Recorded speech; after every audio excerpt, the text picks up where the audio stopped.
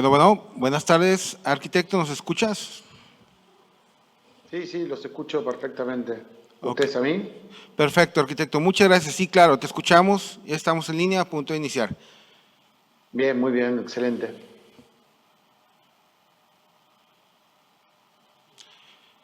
Muy buenas tardes para todas y todos.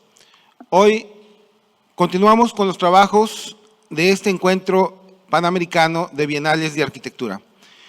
A nombre del arquitecto Fernando Montarulli, presidente de la Federación, damos la bienvenida al licenciado Hernán Bismar para que haga la presentación conducente de nuestro conferencista del día de hoy. Hernán, por favor, te cedo la palabra para que presentes al arquitecto Nicolás. Gracias, Aldo. Gracias a la SAU por este momento. Saludos a Nicolás Campodónico, arquitecto argentino, muy talentoso. Nicolás nació hace 50 años en la ciudad de Rosario. Tiene una larga trayectoria en el mundo de la arquitectura argentina.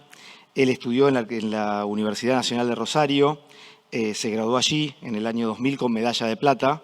Luego hizo sus estudios de posgrado y experiencias laborales en España y en 1997 estableció su estudio en la ciudad de Rosario y construyó su primera obra, La Casa de Campo. A partir de allí, una larguísima carrera. Hoy él nos va a deleitar con su conferencia acerca de su obra de la Capilla San Bernardo, una obra muy premiada, ha recibido todo tipo de premios en la Argentina y en el exterior. Nicolás, por otra parte, ha recibido el año pasado el premio CONEX, el premio más importante a la cultura de la Argentina, de mi país. Y sus obras y proyectos han sido ampliamente difundidos en todos los medios nacionales e internacionales de arquitectura. También expuso en nuestra Galería de Arquitectura su muestra Muros, una muestra maravillosa, ampliamente comentada en los medios, que muchos de ustedes me han preguntado en estos días. Con lo cual, nada, solamente saludar a Nicolás, volver a felicitarlo por su talento y por su capacidad de trabajo, y lo dejo con el artista. Hasta luego.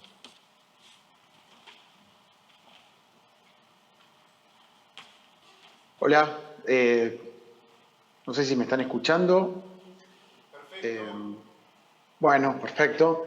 Primero agradecer la invitación para estar hoy con ustedes de esta forma remota. Agradecerle a Hernán, que es un gran amigo, siempre teniendo palabras cálidas hacia mí. Y bueno, voy a compartir pantalla. A ver si... necesitaría que el anfitrión me habilite para compartir pantalla. Perfecto, ahí tienes para poder compartir. Muy bien.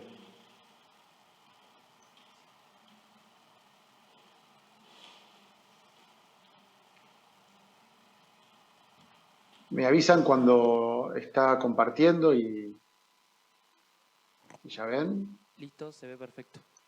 Perfecto, muy bien. Bueno, eh,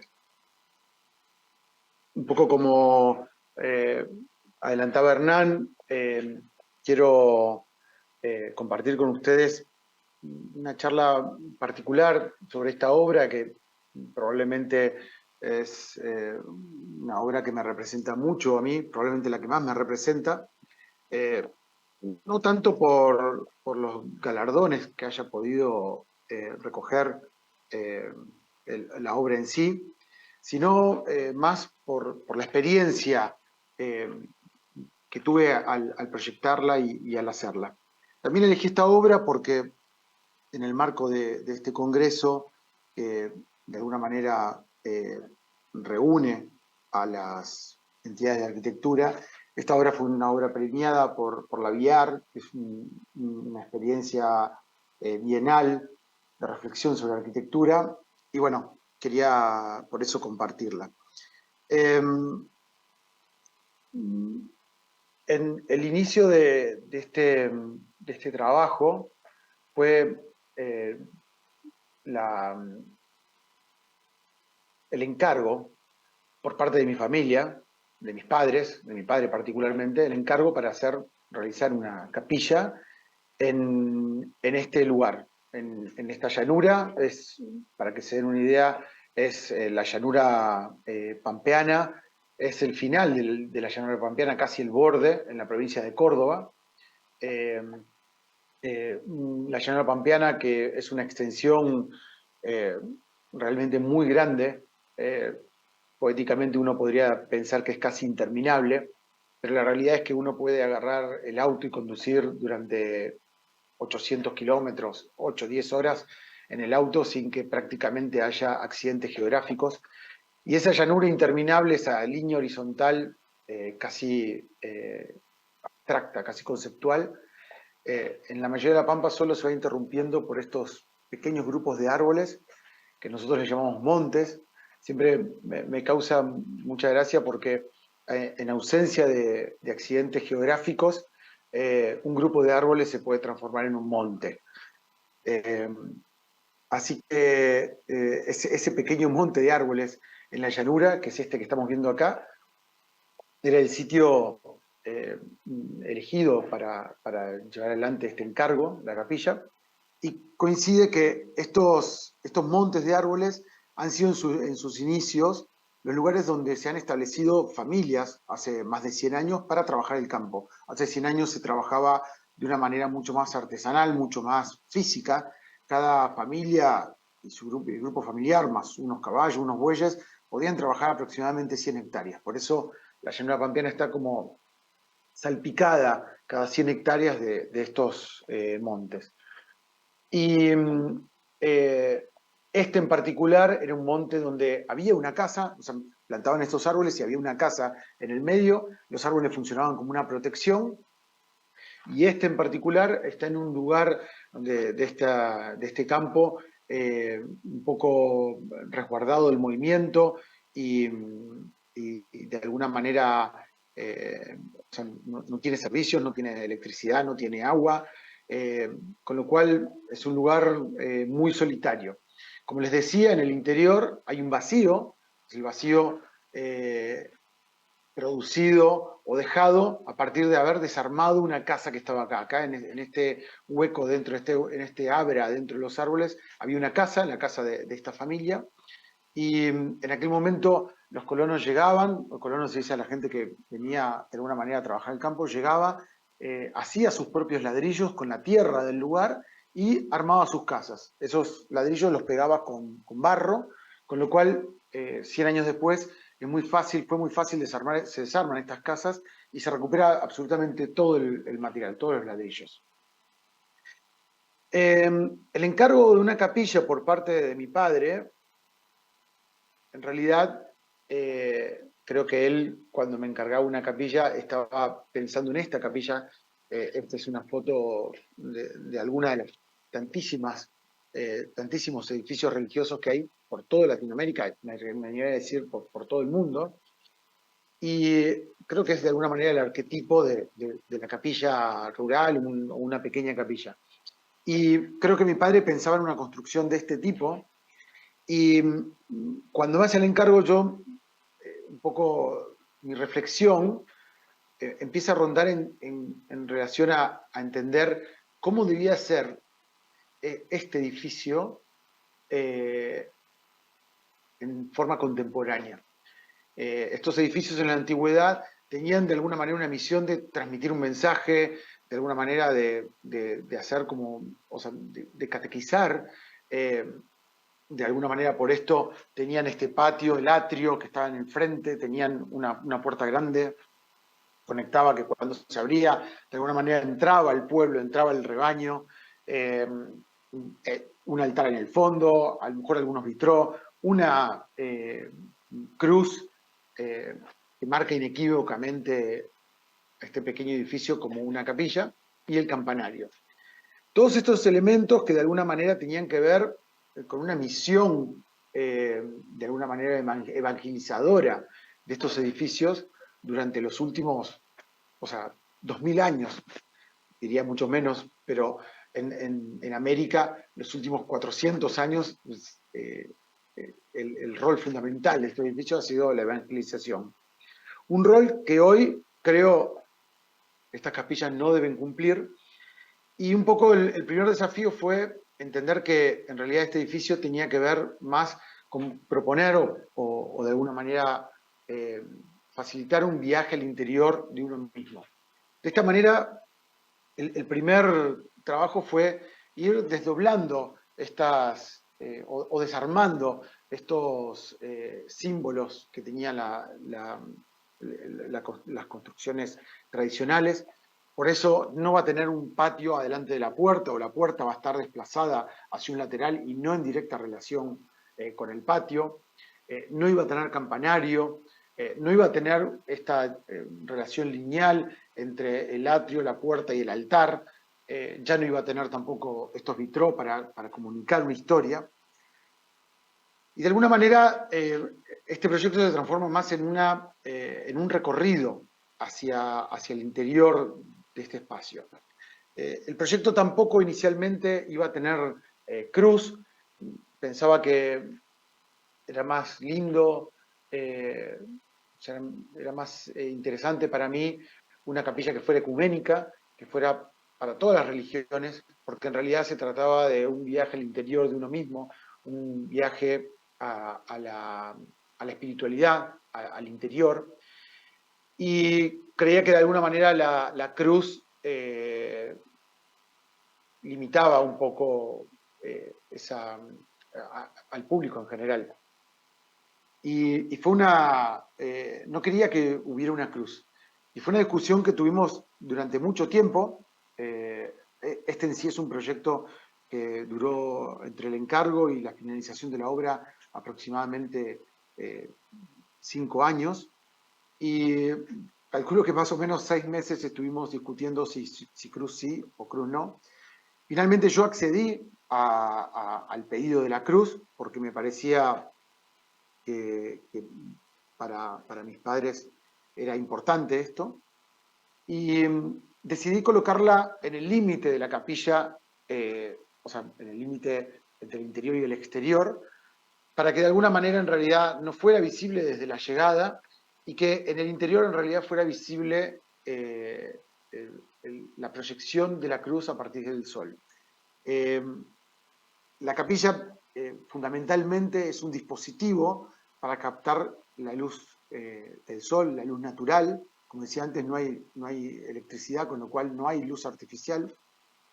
Y un poco en base a experiencias anteriores con otros proyectos, yo ya había tomado la decisión de realizar este proyecto orientado totalmente al oeste, tratando de aprovechar o captar esta luz muy rojiza, muy cálida del atardecer. Con lo cual, dentro de este lineamiento, esa misma luz que iba a producir la atmósfera en el interior de la capilla, también iba a proyectar la cruz en el interior. Entonces, de alguna manera, esta idea que yo tenía de que no hubiera cruz, en realidad había una cruz que no se veía tanto, y entonces de esa manera pudimos avanzar con el proyecto. Cuando finalmente apareció esta cruz, acá estamos viendo un esquema, un dibujo, un croquis, como mirado desde el exterior. En este se ve un poco esta ventana alta que da al oeste, ahí va a aparecer la cruz.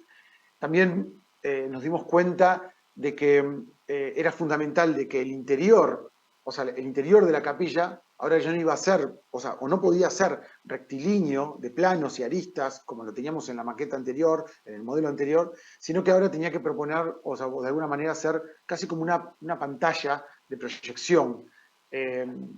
No queríamos que la cruz proyectada en el interior de repente se fuera partiendo o rompiendo a partir de estar proyectado en 2 planos, con una arista entre medio, o hasta en 3 planos, con 3 aristas entre medio.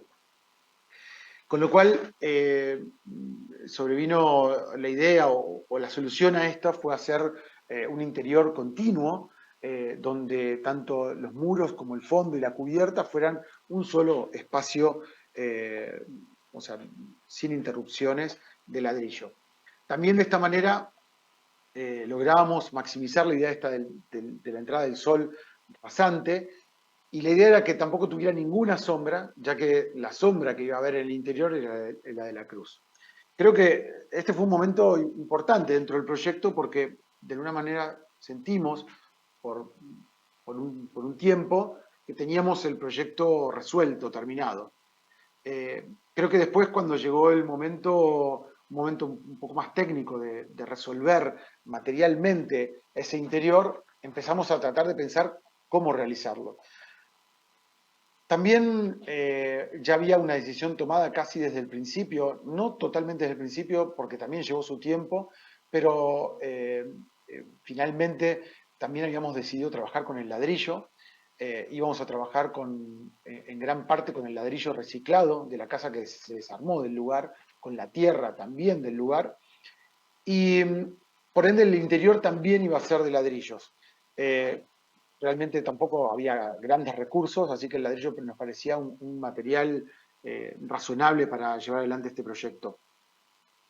Y cuando empezamos a pensar en cómo materializar ese interior continuo, recordé que en un proyecto anterior que realicé ahí mismo en Uruguay, en La Pedrera, durante los años 2004, 2005 y 2006, viajé innumerables veces, permanecí mucho tiempo en Uruguay, un país al cual quiero mucho, y en ese camino, entre Rosario y La Pedrera, en Entre Ríos, en una parte bastante alejada, mitad entre el monte y entre el campo, aparecían estos hornos de ladrillos, unos se llaman hornos de carbón vegetal argentino o de media naranja. Son hornos donde en realidad se hace carbón vegetal, se ingresa la madera dura de monte, el garrobo y otras maderas duras, y se quema controladamente. De esta manera se produce el carbón vegetal. Y me habían llamado mucho la atención y a la hora de tratar de resolver este proyecto recordé estos hornos, que también yo ya sabía que eran directamente fabricados también en el campo sin ningún recurso, y además los fabricaban los mismos leñadores, es decir, que no tenía una tecnología muy difícil, y me pareció que era una forma muy apropiada. Digo, si esa es la forma en positivo, yo necesitaba hacer exactamente lo contrario, la forma en negativo. También descubrí que estos leñadores, o sea, no eran albañiles, sino los mismos leñadores, lo que hacían era colocar una tabla en el centro, ponían una estaca y de esta manera esta tabla la iban llevando alrededor de las hiladas, o sea, manteniendo de alguna manera el nivel, pero sobre todo, y lo más importante, esta tabla al irse inclinando también le daba inclinación a las hiladas, lo cual a mí me servía muchísimo porque me permitía que cada ladrillo fuera coplanar a este espacio esférico que yo estaba produciendo. Si uno no fuera a coplanar, cada ladrillo haría un pequeño salto, un pequeño escalón, y eso, con el sol rasante, hubiera producido una cantidad de sombras que no era lo que estábamos buscando. Con lo cual, esta sencillísima tecnología, acá se ve también una persona que ya está casi como terminando esta revolución del horno, y se ve perfectamente cómo el ladrillo está inclinado y deja la parte corta del ladrillo, la punta del ladrillo, coplanar el espacio. Este fue otro momento en el cual sentimos que el proyecto había avanzado muchísimo y que estábamos muy cerca de concretarlo. Estos hornos de media naranja tienen una estructura por revoluciones, se fabrican como lo está haciendo esta persona, sin cimbra, porque cada revolución va cerrando completamente. En nuestro caso había una dificultad porque también nos parecía muy importante trabajar sin cimbra para poder ir chequeando de alguna manera la entrada de luz todas las tardes y ir viendo si cometíamos errores y poder irlos corrigiendo. Pero claro, la dificultad es que nosotros no hacíamos una semiesfera completa. Acá está también los dibujos técnicos de este horno. De este dibujo también sacamos la dimensión interna de la capilla. Nosotros estábamos en duda entre 280, 320, y cuando vimos este horno vimos que tenía un radio de 3 metros, así que adoptamos ese mismo radio para el interior de la capilla, y básicamente en este croquis también se puede ver que lo que hay es una esfera inscripta tanto o un círculo en planta y un círculo en sección, que lo que hacen es, de alguna manera, en los momentos en que la capilla toca este círculo en ambos sentidos, de alguna manera se transforma en un espacio esférico. Y de alguna manera este horno de media naranja tenía que estar a 3 metros de altura, de radio 3 metros, a 3 metros de altura establecía de alguna manera ese espacio esférico que necesitábamos lograr. Por debajo de esos 3 metros había muros rectos y una sección de tambor que de alguna manera soportaba esto.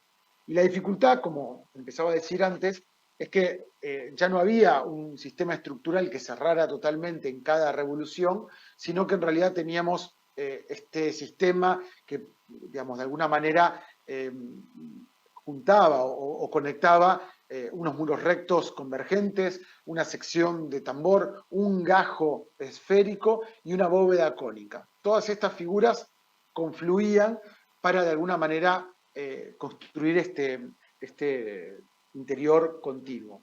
Eso lo que proponía también era una cierta dificultad con la cuestión estructural. Ya se hacía más difícil, de alguna manera, establecer esta condición de no utilizar cimbra. Igual, creo que de alguna manera pudimos hacerlo. Voy a mostrar también algunas fotos de la obra. Esta obra la hicimos, el desarrollo tecnológico y de construcción, lo hicimos junto al arquitecto Jerónimo Silva de Paraná, y básicamente lo que hicimos es construir esta herramienta que están viendo acá en pantalla, que en realidad lo que es básicamente un poco más sofisticado, esta tabla con un punto central. Esa tabla va a estar a 3 metros de altura. En este primer momento, esa estaca central es en realidad este rotor que tiene en el centro, y lo que nos permitió es utilizar, antes de usar ese sistema como de compás, utilizar este brazo que de alguna manera nos permitía, una vez que llegaban los muros rectos convergentes, utilizar este brazo y ir haciendo el tambor. Este proceso se llevó adelante durante, o sea, todas las hiladas hasta completar los 3 metros de altura, que eran los que de alguna manera iban a establecer el punto de arranque del compás. Acá ya estamos viendo en el punto, se ve el compás ya transformado, funcionando como compás. Esa rótula que ven entre el elemento vertical y el elemento inclinado, es el punto de los 3 metros, y cómo ya estamos de alguna manera conformando esa sección de la media naranja.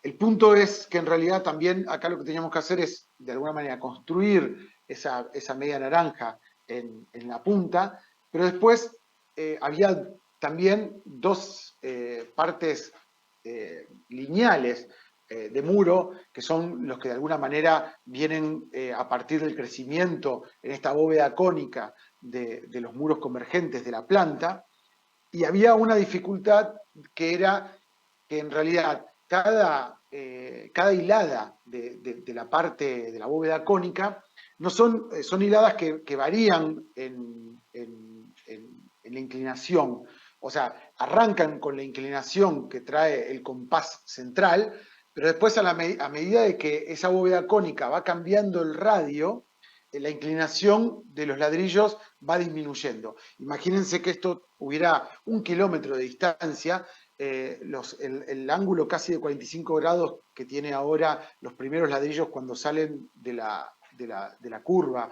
de la media naranja, esos 3 metros, ese metro y medio que tiene, establece un ángulo de 45 grados, como todas las hiladas tienen la misma altura, cuando uno se fuera a 2 kilómetros, en un radio de 2 kilómetros, una circunferencia de 2 kilómetros teórica, ese metro y medio de altura de hiladas sería casi un ángulo llano. Esto implica que en realidad cada hilada era un paraboloide hiperbólico que arrancaba con mayor inclinación y paulatinamente se iba transformando en un ángulo más suave.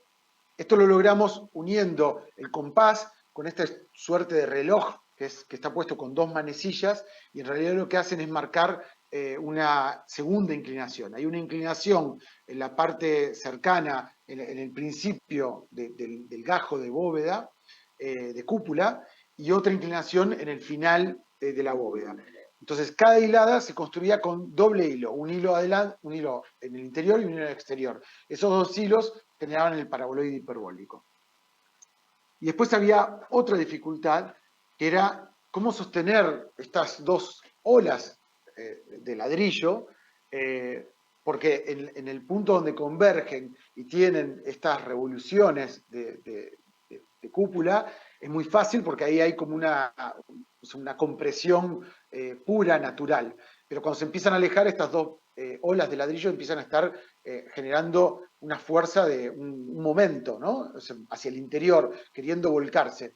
Con lo cual, lo que decidimos hacer para sobrellevar esta dificultad técnica fue, todas estas bóvedas llevan una capa de compresión con una armadura mínima. Lo que hicimos nosotros, yo creo que ahí en la foto un poco se ve, hay unos pelos metálicos, en vez de hacer esa capa de compresión al final de la obra, decidimos hacerla paulatinamente a medida que avanzábamos. Entonces construíamos algunas hiladas y las cementábamos con estos hierros. De esta manera, estas bóvedas estaban como de alguna manera tensadas exteriormente por este sistema de alguna manera de tensión, de estructura exterior. Era una estructura que tenía, que fue trabajando mientras íbamos construyendo las hiladas con este sistema y que de alguna manera iban trabajando, pero se sostuvieron de esta manera. Una vez que llegamos a un punto donde la inclinación de la bóveda cónica ya no nos permitía seguir con el compás y con este sistema, se cerró casi como a modo de clave con una bóveda mexicana. Esto de alguna manera hizo que toda esa fuerza que estaba de alguna manera tensionando el acero de la armadura de repartición y había generado unas grietas en los laterales, a medida que se fue colocando esta clave y el peso de esta nueva bóveda fue de alguna manera cerrándolo y el proyecto terminó en su posición. Esta es la imagen de estas olas de ladrillo los días previos a cerrarlas con la bóveda central, que fue un momento bastante difícil, porque un poco tenso, porque como ven ahí no había soportes para esta bóveda y de alguna manera calculábamos que el mecanismo de construcción, para que no estuviera cerrado ese punto, era bastante delicado. Esto ya es cerrando, es un momento como bastante lindo porque de alguna manera se iba terminando, se terminaba el riesgo un poco de alguna manera de este momento de la obra. Y esto acá son las personas, los bovederos que de alguna manera construyeron. En el medio de Barba, Jerónimo Silva, que fue quien llevó la conducción de todo este proceso que duró prácticamente un año solo hacer la bóveda interior. Después, una vez terminada la bóveda interior, fue realmente muy sencillo. Fue hacer con los ladrillos reciclados el exterior. Todo el interior está hecho con ladrillos pequeños, hechos especiales y trabajados de punta. Y este es un poco, bueno, estos son los geometrales, esta es la ubicación en el terreno. Este es tanto la planta como la sección puestos en correspondencia con el norte hacia arriba, claramente abierta la ventana hacia el oeste, y es un poco los geometrales definitivos del croquis, pero muy similares al croquis que les mostraba al principio. Y ahora, un poco para terminar, les voy a mostrar el resultado final del proyecto. Estos son los muros perimetrales, la forma en que uno va accediendo entre los árboles y a este patio donde usualmente hubiera estado la puerta, hay una ventana. Vamos dando vuelta alrededor de esto. La puerta principal se encuentra casi al final de este recorrido y es un vacío con un túnel de ladrillos, una puerta que de alguna manera funciona casi como es un plano pivotante, como si fuera una tranquera, y pivota en el vertical de la cruz. Ese madero que ven puesto ahí es el vertical de la cruz. Y esto ya es entrando, hay un momento de oscuridad entre el interior y el exterior, y en este punto también se puede ver un poco la diferencia de la temperatura del color, es una sola toma y se ve la luz que ya es un poco cálida al atardecer, pero como la temperatura que tiene en el exterior y cómo cuando rebota con todo el interior de ladrillos la luz se pone mucho más roja. Este es el interior con la continuidad que les comentaba y la importancia de que todo esto no tuviera rebabas ni salientes, porque finalmente lo que tenía que ocurrir era esto, ¿no? Es entrar la luz y la sombra de los maderos. Ocurrió algo, en el interín también me solicitaron que la capilla tuviera vidrios, eh, algo que tampoco quería hacer yo quería que fuera solo de ladrillos, pero finalmente también me pareció razonable que pidieran que pudiera estar cerrada. Si ustedes ven, hay una línea negra que de alguna manera marca entre el interior y el exterior de la bóveda, y esa era la línea que iba a estar el vidrio. Eh, Finalmente el vidrio, por colocar estos vidrios era más caro que todo el resto de la capilla, con lo cual se decidió no poner los vidrios, pero en el momento que yo había aceptado colocar los vidrios, me di cuenta de que esa cruz que iba a estar en el límite entre el interior y el exterior, que era una cruz concreta, si yo tenía un vidrio podía suspender el transversal de la cruz en el vidrio y tener el vertical disociado del transversal. Y de esta manera volver a la idea inicial, que es que no hubiera cruz. Finalmente de esta manera se hizo y ocurrió algo también que tiene que ver con esto, que en realidad la cruz se empezó a proyectar por separado, disociada. Y esto a mí me inquietó porque me pareció que podía ser un problema, una cruz extraña o como una cruz invertida. Y en realidad consultando a un obispo sobre este tema, él me hizo ver que en realidad no solo no era un problema, sino que era una cosa muy particular. Y tenía que ver con esto, con que en realidad Jesucristo, la imagen de Jesucristo llevando la cruz, esta imagen muy conocida en el Via Crucis, en realidad es muy probable que nunca haya ocurrido. Los romanos eran muy prácticos y en realidad lo que hacían era tener el vertical de la cruz ya plantado en un lugar y el condenado llevaba el transversal en sus espaldas hasta la reunión con el vertical.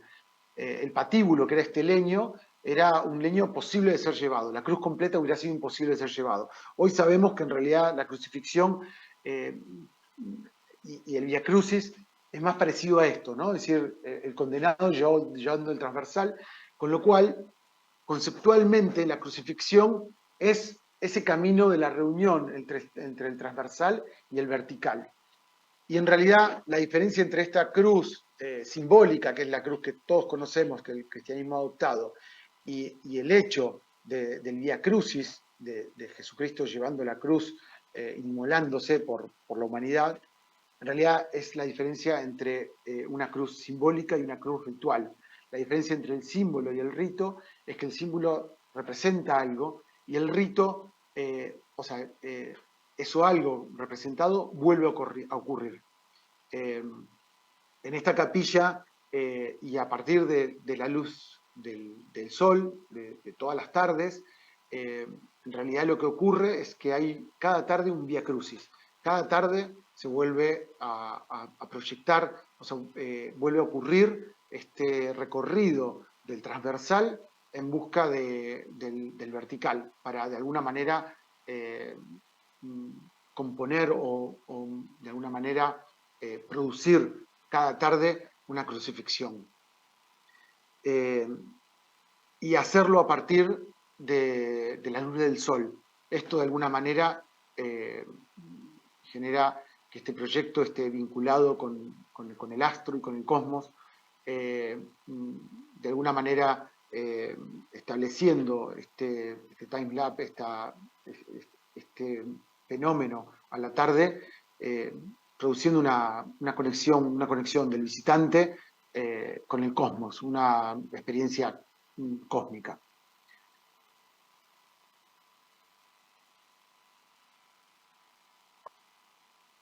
Dentro de las cosas que ocurrieron, la arquitectura siempre nos regala cosas inesperadas. Muchas de las cosas más lindas para mí que ocurren en la arquitectura casi nunca son las que nosotros proyectamos o pensamos, que uno ya las tiene como muy conocidas, sino todas aquellas cosas que ocurren y que no estuvieron pensadas. Y que yo siempre las llamo que son como los regalos que nos da la arquitectura cuando de alguna manera se conecta con un sitio determinado, con el hecho construido. Y ocurre esta conexión, esta idea del sol al atardecer como muy cálido, de alguna manera conectado con este espacio de proyección continuo de ladrillos rojos, ladrillos comunes, producen que haya una luz en el interior que es casi como una luz sólida, una luz amplificada y una luz que desciende de la cubierta, casi como si uno pudiera cortarla, ¿no? Casi como si uno pudiera agarrar un cuchillo y cortar la luz como un hecho material, ¿no? La luz en una condición más material posible. Y este es otro regalo, ¿no? Es decir, nunca esperamos que también, claro, la misma capilla genera sombra sobre el patio y los árboles, pero como está captando toda la luz del sol, se pone incandescente, casi como si fuera un horno, casi como si hubiera fuego. Alguien también me dijo alguna vez que esta condición cálida y envolvente tenía claramente una condición de un espacio uterino. Y creo que finalmente lo más satisfactorio de este proyecto tiene que ver con esta condición de vincularse profundamente con el lugar y de alguna manera conectarse finalmente con la llanura desde donde partió y nada, ser un pequeño episodio dentro de la inmensidad de la llanura pampeana. Bueno, hasta acá mi presentación y quiero agradecer nuevamente por la oportunidad de estar hoy con ustedes.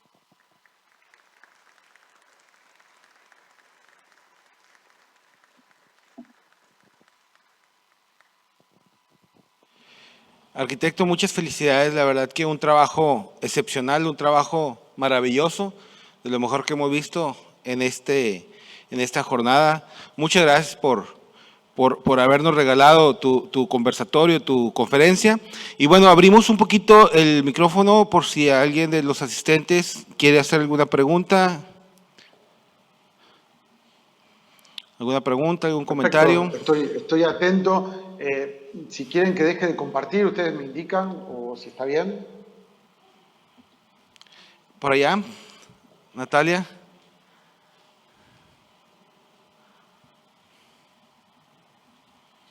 Buenas tardes. Primero que nada, felicitaciones. Realmente es muy emocionante ver y sentir la arquitectura así. Quería preguntarte si tenías como referente o si había influido en algo en tu obra la iglesia de Atlántida de Eladio Dieste. Bueno, por supuesto que sí. Gracias por la pregunta. Es una buena oportunidad de rendirle homenaje a quien creo que ha sido el ingeniero más arquitecto, o uno de los ingenieros más arquitectos. Y muy joven, en el año 96, pude visitar por primera vez la iglesia de Cristo Obrero en Atlántida. Fue un momento impactante, sobre todo porque en aquella oportunidad, después con los años la he visitado infinidad de veces porque he pasado muchas veces por ahí adelante, paso de hecho todos los años varias veces por ahí, Pero en aquel momento, en el año 96, tuve la oportunidad de visitar el bautisterio subterráneo, seguramente casi todos ahí lo conocerán, que es un episodio que durante mucho tiempo estuvo inundado, así que no se podía visitar. En aquel momento pude visitarlo y para mí fue realmente impactante el recorrido que uno hacía entrando desde el exterior, pasando por ese lugar tan sagrado, que es un tambor romano, donde la acústica juega un rol fundamental, la acústica, la temperatura, la humedad, la luz entrando por ese óculo central, y después salir renovado al interior de la iglesia de Cristo Obrero en Atlántida. Y la verdad es que fue una de las experiencias más lindas que he tenido en edificios sacros y sin duda que está muy vinculada a mi proyecto en Córdoba. Y otra vinculación que tiene es que hay parte de ese fenómeno auditivo, que es el tambor romano que utiliza Dieste, también se replica en la capilla San Bernardo a partir de la equidistancia entre el centro y la bóveda, ¿no? Así que nada, gracias por la oportunidad de mencionar esta referencia. Muchas gracias. ¿Alguna otra pregunta de los asistentes? Ok. Bueno, pues muchas gracias, arquitecto, en nombre de la Federación de Colegios, Federación Panamericana de Asociaciones de Arquitectos. Te agradecemos mucho el tiempo que te has tomado para compartir con todos nosotros esta obra maravillosa. Te agradecemos enormemente y te lo reconocemos con un fuerte aplauso. Bueno, muchísimas gracias. Un saludo muy fuerte para todos ustedes y que sigan adelante con el éxito en el evento. Buenas tardes. Buenas tardes y muchísimas gracias.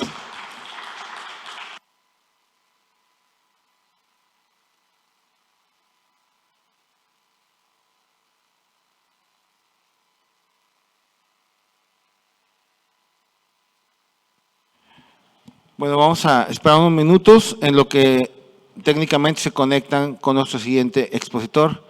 Nuevamente, muchas gracias por su asistencia y continuamos en unos momentos. Gracias.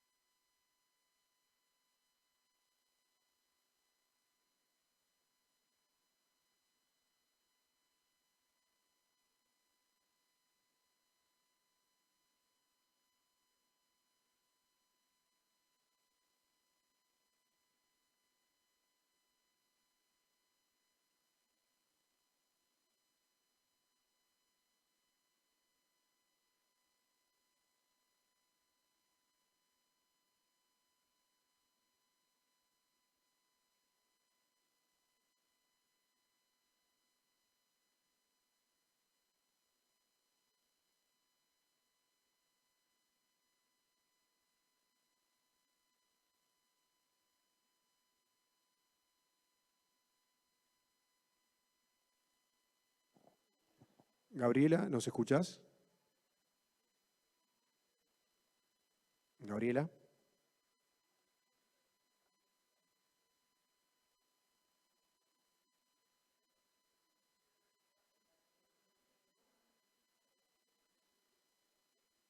Sim, escuto. Perfecto. Bienvenida.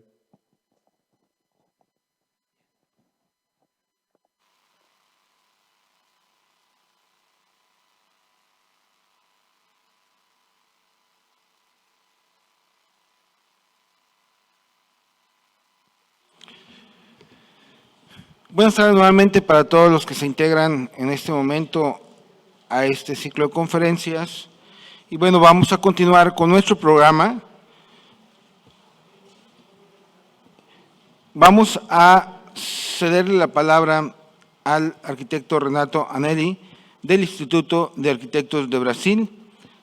Él es de Sao Paulo y nos va a hacer la presentación de nuestra conferencista invitada de hoy, la arquitecta Gabriela de Matos.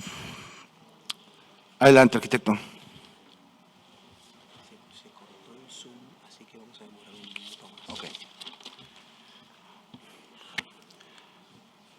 Una disculpa, un tema técnico, se cortó la comunicación, pero vamos a esperar unos minutitos para restablecerla. Gracias.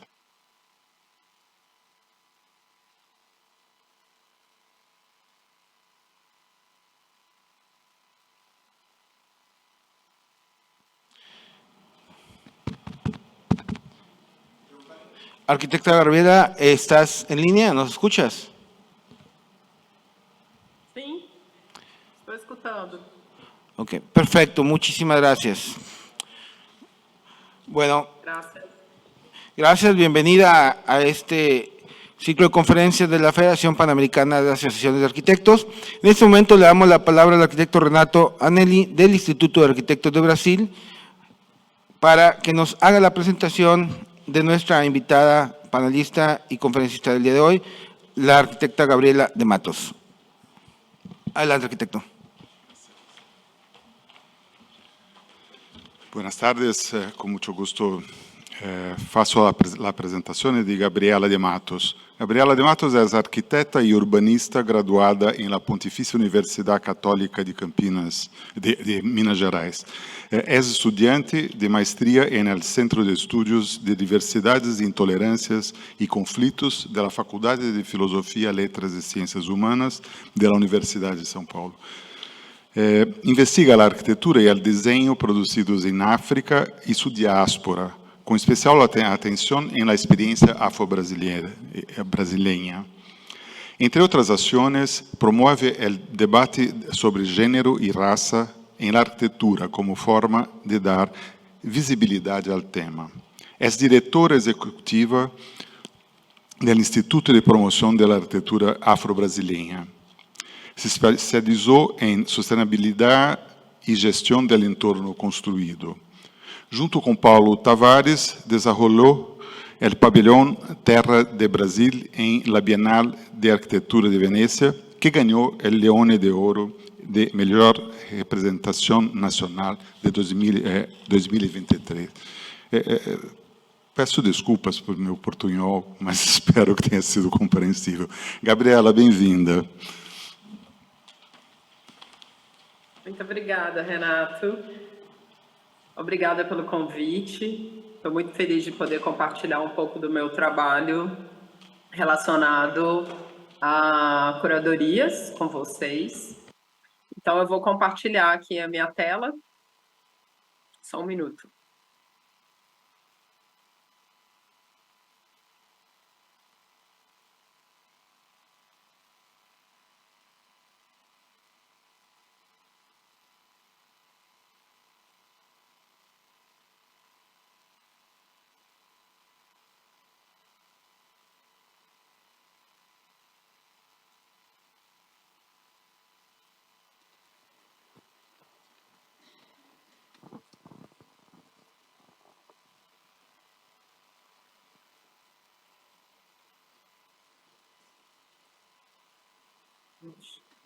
Como o Renato me apresentou, eu sou Gabriela de Matos, sou arquiteta e urbanista e tenho estado em trânsito nessas 4 esferas, digamos assim, né?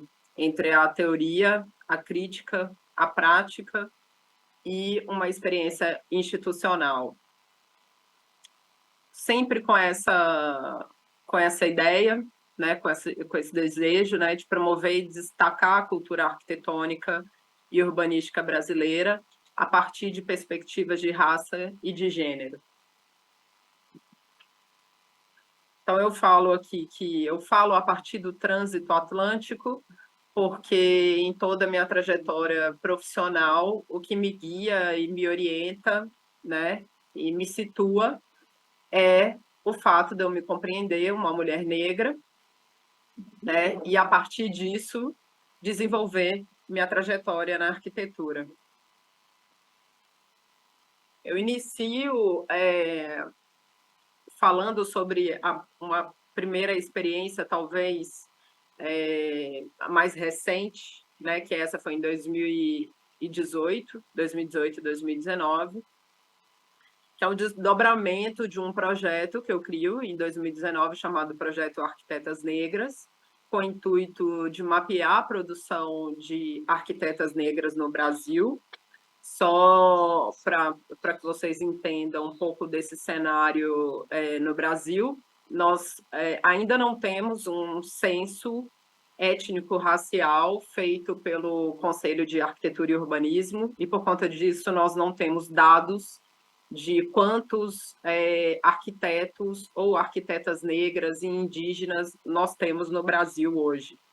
Então, por não ter esse censo e pela falta de representatividade nos espaços acadêmicos, no mercado e etc., eu inicio, então, o projeto Arquitetas Negras, além da questão de raça, também com a questão de gênero, para entender o que minhas colegas estavam ali naquele momento pesquisando, produzindo, né, dentro da arquitetura e do urbanismo brasileiro. Então, eu inicio esse mapeamento em 2018, e hoje o projeto Arquitetas Negras tem mapeadas mais de 800 arquitetas negras no Brasil inteiro.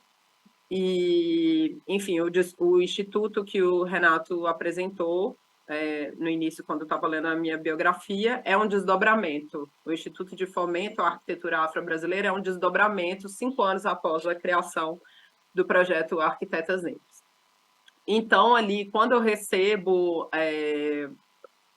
né, os dados e as informações sobre essas arquitetas negras, eu começo a entender, né, analisar ali que nós temos várias vertentes, obviamente, muito diversa a nossa atuação no campo da arquitetura, e por isso eu entendo que seria importante, então, fazer uma curadoria e publicar um livro para registrar ali naquele momento, e esse livro, Arquitetas Negras, volume 1, eu chamo de manifesto, porque também é a primeira publicação que nós temos no Brasil com esse objetivo, né, de publicizar o pensamento e prática de arquitetas negras. Então, esse livro ele ganhou um prêmio de melhor publicação de arquitetura pelo IAB de São Paulo, em 2019, e ele também está em grandes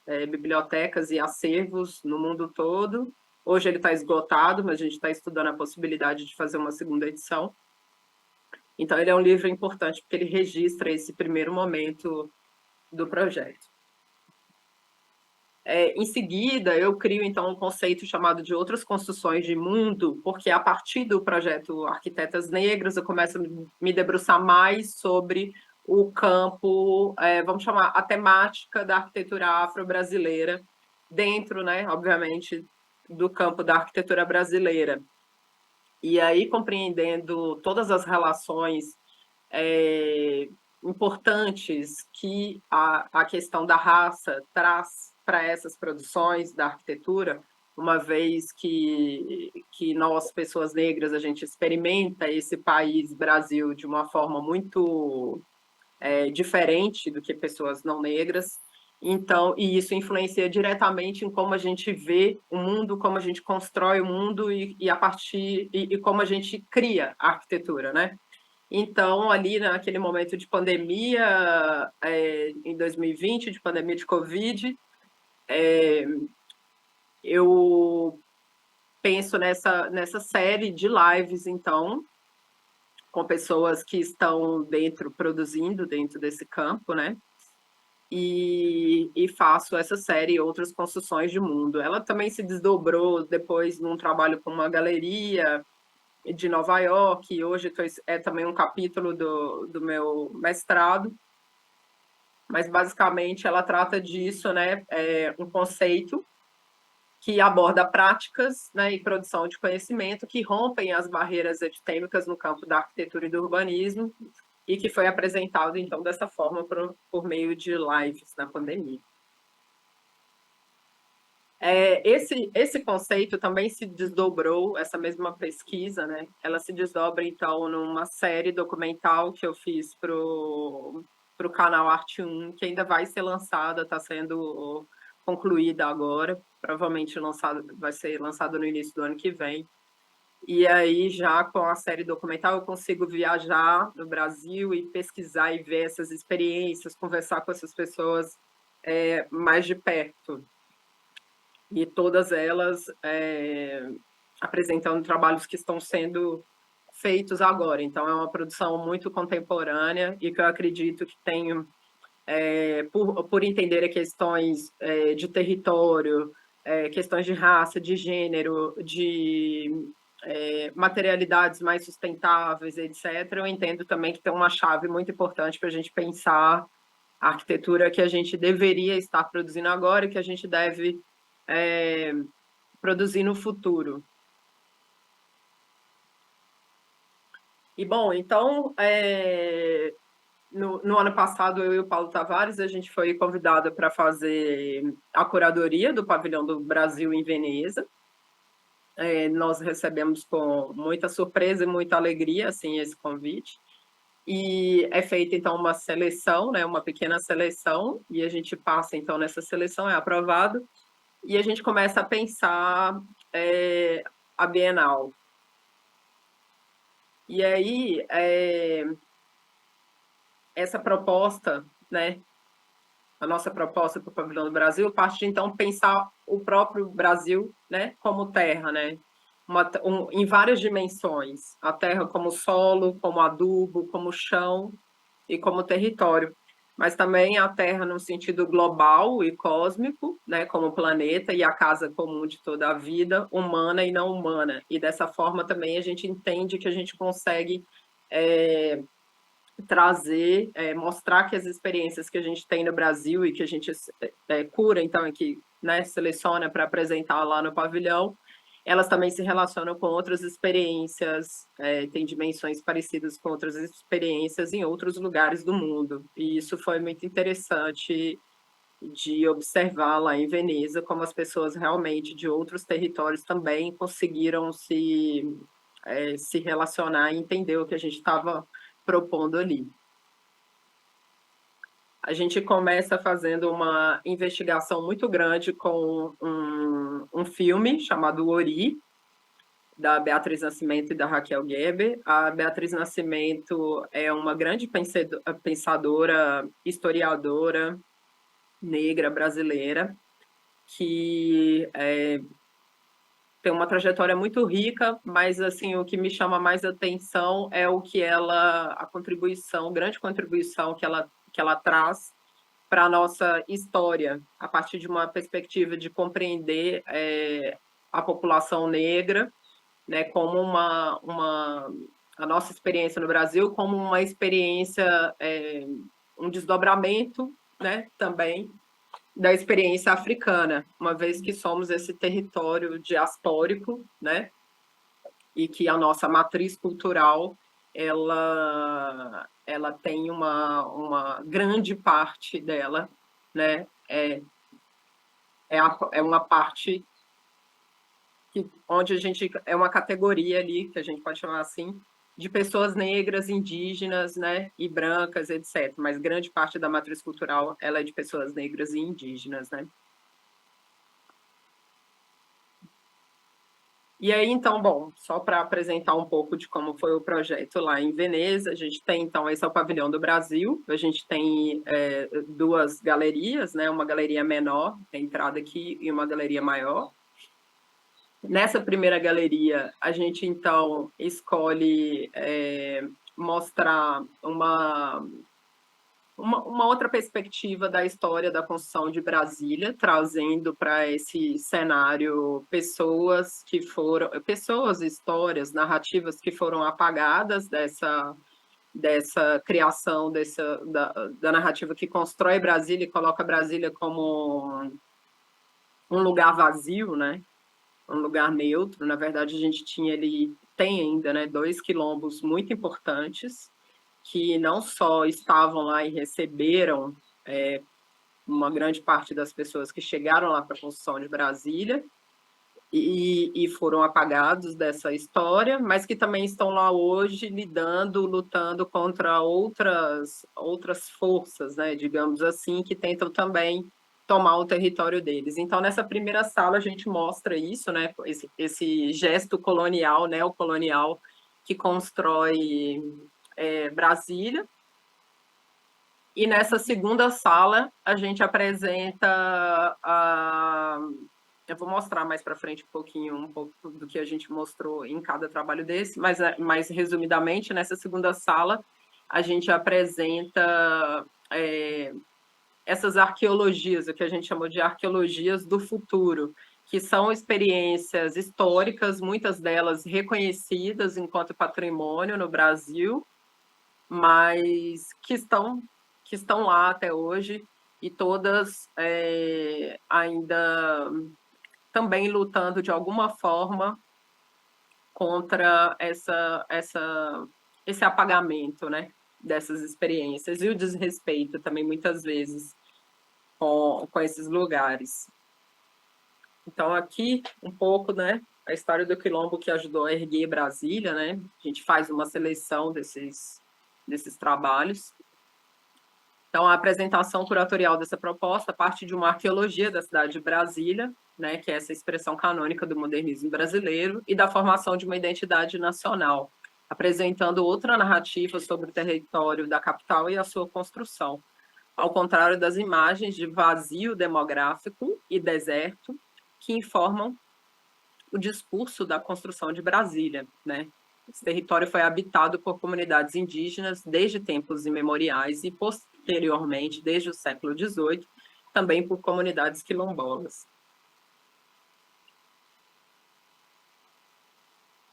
Também para a gente foi muito interessante observar como as pessoas que estavam lá visitando o pavilhão se surpreenderam, porque Brasília, obviamente, é um projeto conhecido mundialmente, né? As pessoas sabem de Brasília, mas não sabiam dessa história. Então, foi uma camada que a gente entende aí, que a gente estava apresentando desse território, uma camada que estava escondida, né? Enterrada. Então, a gente leva o mapa étnico-histórico do Courtney Mondeju, que é um mapa que mostra... É um mapa muito bonito, inclusive, mas também é um mapa tombado pelo IPHAN, né, pelo órgão aqui de patrimônio, e ele é um mapa que mostra como as comunidades indígenas transitaram entre esses territórios, né, essas cores dizem dos troncos linguísticos de cada comunidade dessa, e hoje ele é um mapa usado pelas comunidades indígenas no Brasil para reivindicar territórios também, porque, de certa forma, é isso. Ele mostra que as pessoas estiveram lá e em qual momento elas estiveram lá. A gente também apresenta a cerimônia de posse da Sônia Guajajara, uma parte dela também, em um filme que foi comissionado para o pavilhão, para mostrar como hoje a gente vive um outro momento com esse governo, onde, por exemplo, esse ministério foi criado, né, dos povos indígenas, e a gente tem uma primeira-ministra indígena no Brasil. Então, partindo dessa arqueologia da ancestralidade e da modernidade, a segunda galeria foi ocupada por um conjunto de projetos e práticas socioespaciais associadas a histórias, narrativas e saberes indígenas e afro-brasileiros na produção e reprodução da terra e do território. Então, aqui a gente leva a Casa da Tia Ciata como uma dessas experiências, né, que era uma casa que existiu no Rio de Janeiro, no final do século XIX, início do século XX, e a Tia Ciata era uma tia, então, né, essas mulheres negras que vendiam quitutes na Praça 11, ali no próximo ao Cais do Valongo, eram conhecidas como tias, e nós temos na nossa história tias muito importantes, né, cada uma com a sua contribuição ali para a cultura do Rio de Janeiro, mas a da Tia Ciata, o interessante dela é que ela pega uma casa, ela mora numa casa que é uma casa, que é uma casa muito, muito comum, assim, ali no Rio de Janeiro naquela época, e ela transforma, como ela usa essa casa, né, e como ela organiza o uso da casa dela, com o samba na cozinha e o terreiro no quintal, protegendo ali o terreiro e o samba, né, que eram criminalizados, obviamente ainda são hoje, mas eram proibidos, né, naquela época. Então, e o que deu condição de, por exemplo, o primeiro samba gravado ser produzido ali na casa dela.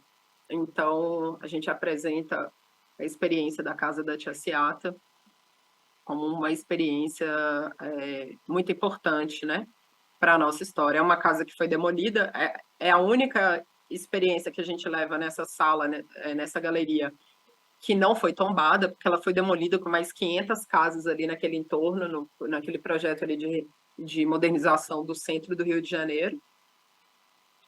E todas as outras são tombadas, mas é uma história que vale a pena contar, né? Aqui mais um pouco. Esse é o retrato que é atribuído a ela, mas a gente não tem certeza, né? O samba que foi gravado da casa dela, a Praça 11, e a casa que atribui a ela, que é essa aqui. Então, em cada plinto desse, a gente leva uma história, né? Os plintos também, é importante dizer isso, que a gente constrói a expografia do pavilhão utilizando terra, né, e taipa. Então, todos os plintos são de taipa. E o piso, a gente chama, é uma instalação site-specific, que a gente chamou de aterramento, que é para convidar as pessoas a pisarem nessa terra, né, nessa intervenção, para compreenderem as experiências que a gente está tratando ali. Aqui, o terreiro da Casa Branca, ele aparece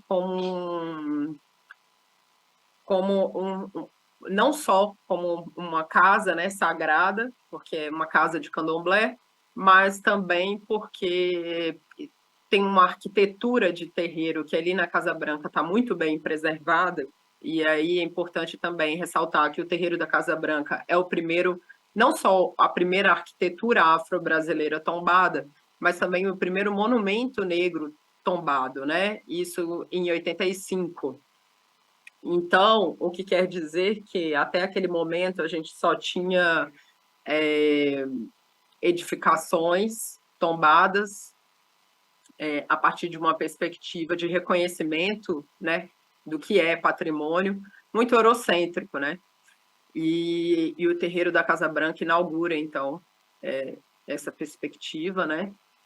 E aí ele é muito importante por isso. E também porque apresenta uma ideia de arquitetura, onde a arquitetura não é exatamente uma integração com a natureza somente, mas é uma arquitetura que existe junto com a natureza, inclusive porque a natureza é sagrada também no terreiro, né? A gente coloca, por exemplo, esse mapa mostrando a quantidade de terreiros em vermelho aqui em Salvador, e apresenta também que sempre ao lado de um terreiro desses mais antigos, obviamente, a gente tem uma porção de natureza sendo preservada, né? Então, no próprio tombamento da Casa Branca, as casas são tombadas, as árvores são tombadas, todo o ambiente natural também do entorno do terreiro é tombado. E a gente apresenta isso como uma importante forma de compreender, né, a arquitetura e a natureza sem uma hierarquia de importância, né, entre esses espaços. Mas todos são importantes, né? Aí que um pouco mais do terreiro da Casa Branca. Essa intervenção que eu falei para vocês que a gente fez, né, site specific, que é o aterramento, no final das contas, essa aqui foi a primeira ideia que a gente apresentou. No final das contas, a gente não conseguiu aterrar tanto assim, porque Veneza chove bastante nessa época, mas a gente conseguiu aterrar, pelo menos dentro do pavilhão. Uma vista de topo. E aí, bom, dentro ainda dessas tecnologias ancestrais, né, da taipa, da arquitetura do terreiro, né, e outras indígenas que a gente leva também, também tiveram as tecelãs do Alacá presentes, né, nós convidamos, foram artistas comissionadas, né, para a Bienal, que a gente convida para produzir os tecidos que ficaram suspensos, fazendo uma alusão a uma arquitetura de terreiro, né, ou uma alusão a uma outra forma de produzir arquitetura, né, e elas produzem esses tecidos chamados de alacás e ojás, né, que são um tecido num tear manual, elas são mapeadas pela gente, enfim, a gente entende que elas são as únicas ainda no Brasil que produzem esse tecido dessa forma. Esse tecido é também conhecido como pano da costa, né? Então essa é uma tecnologia que vem da África para o Brasil e que é preservada por essas mulheres em Salvador. A taipa também, como eu falei. Bom, dois vetores unem esses espaços dentro do conceito curatorial. Por um lado, a forma como podem ser lidas como arquiteturas da terra, né? Formas alternativas de desenho que, embora representem tecnologias ancestrais de gestão da paisagem, se tornaram cruciais para a manutenção do sistema colonial mundo moderno em contemporaneidade. Por outro lado, o que une essas práticas dentro do conceito curatorial é a forma como carregam dimensões históricas, memoriais e propriamente patrimoniais. Porém, além de criticar os monumentos, é preciso construir novas paisagens memoriais, ou seja, criar novos lugares de referência que contem outras histórias e narrativas, ao mesmo tempo que configuram meios de preservação da natureza. Aqui uma foto do pavilhão, como os tecidos foram usados, como ficaram os plintas de terra. Essa é uma foto.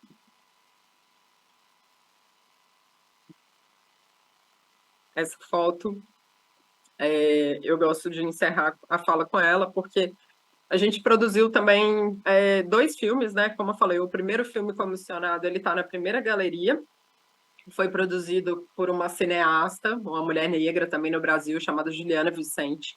Ela conta, então, ela vai para Brasília, filma com os quilombos e apresenta esse filme na primeira galeria. Na segunda galeria, a gente produz um filme com outra cineasta negra, chamada Dai, e a Dai vai para o terreiro da Casa Branca, então, e grava esse filme lá com a Yalorixá, Neuza, que vocês estão vendo aí na foto.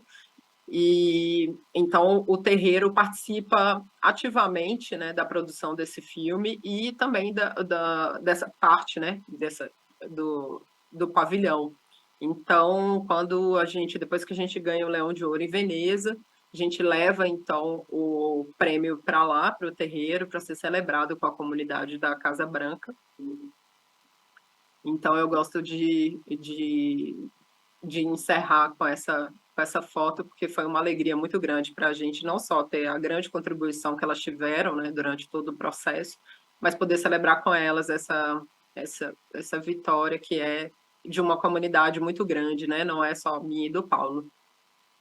É isso. Bom, posso abrir para perguntas, caso tenha tempo. Me digam, por favor.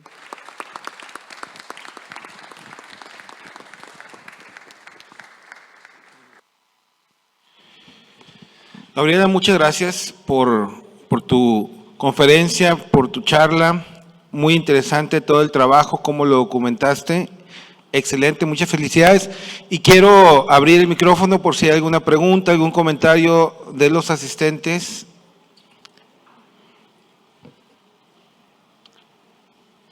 Bueno, parece que no hay preguntas, quedó todo muy claro. Muchas gracias nuevamente a nombre de la Federación. Gracias, muito obrigada. Gracias por tu participación a nombre de la Federación Panamericana de Asociaciones de Arquitectos y de nuestro presidente, el arquitecto Fernando Montarulli.